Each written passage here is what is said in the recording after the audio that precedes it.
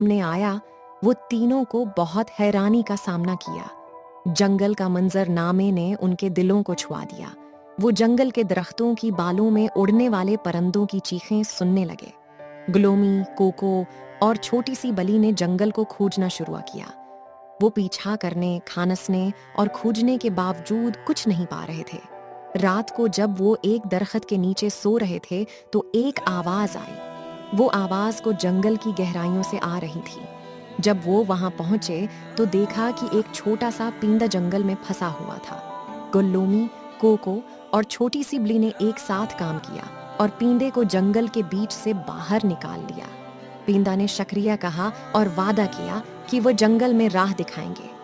तीनों ने जंगल की खूबसूरती को देखा और वो सफर पर रोजों कुछ नई चीजें सीखते गए। आखिरकार उन्होंने अपनी राहें पाईं और गांव वापस आ गए। उनकी